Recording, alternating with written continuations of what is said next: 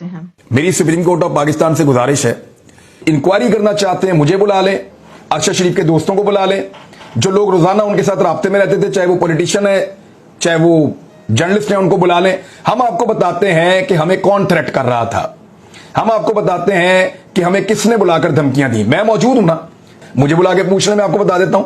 आप साबिर शाकिर से पूछ लें, उनको किसने कहा कि हम तुम्हें जहाज में से उठवा लेंगे, और कौन उनको दबाव डालता रहा कि पाकिस्तान वापस आओ वरना तुम्हें हम जहाज में से उठा लेंगे। ये बात उन्होंने सेनेट की जो कमेटी है उसके अंदर भी की है।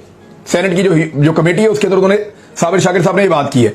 अरशद शरीफ साहब ने अपने वो सारे थ्रेट्स जो उनको थे वो सारे के सारे उन्होंने सेनेट की कमेटी है इतलात की, वहां पे जो चेयरमैन है वो नियाजी साहब हैं और दीगर लोग भी मौजूद थे तमाम पॉलिटिकल पार्टीज के वहां पे, और कुछ ब्यूरोक्रेसी भी मौजूद थी।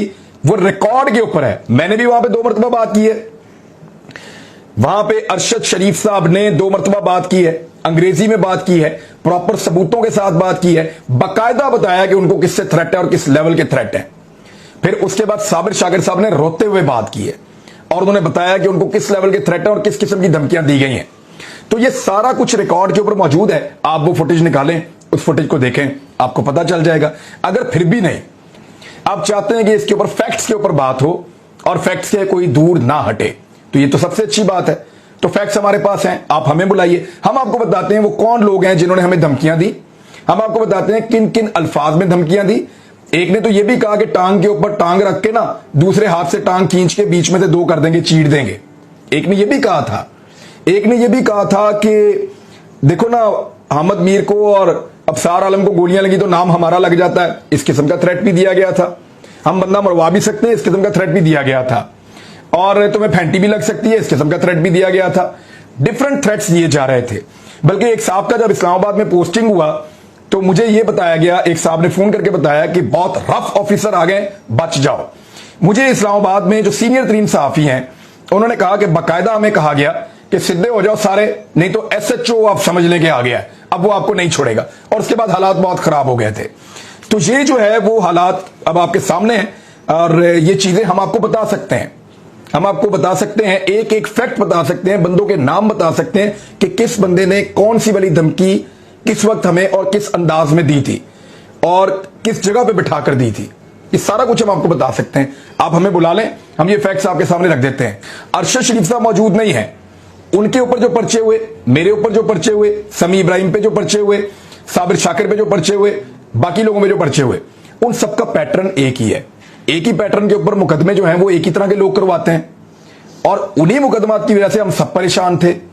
तो आप हमें बुलाकर पूछ लें, उन मुद्दइयों को इकट्ठा करें और उनसे पूछें कि उन्होंने किसके कहने के ऊपर हमारे ऊपर ये मुकदमे करवाए, झूठे मुकदमे, बोगस मुकदमे, गद्दारी के और बगावत के।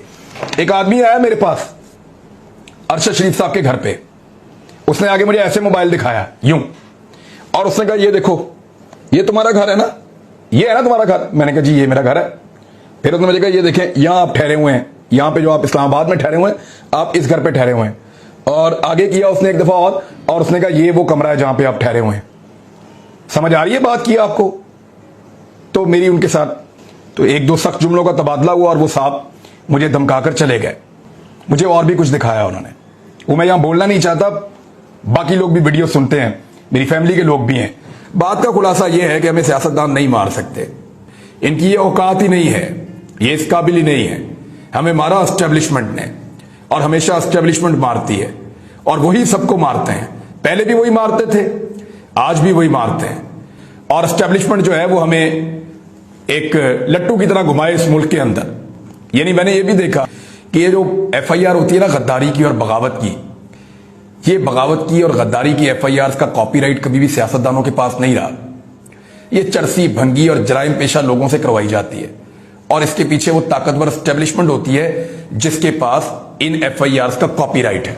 क्योंकि अरशद शरीफ भाई ने, उनके लिए पाकिस्तान की जमीन तंग की गई और उसके बाद उस खौफ की वजह से, उन हालात की वजह से जो उनके लिए पैदा किए गए, जाली मुकदमात की सूरत में, उनको ट्रैप करने की सूरत में, उनके पीछे पीछे आने की सूरत में, धमकियां मिलने की सूरत में, खौफजदा करने की हर कोशिश की सूरत में उनको पाकिस्तान छोड़ना पड़ा।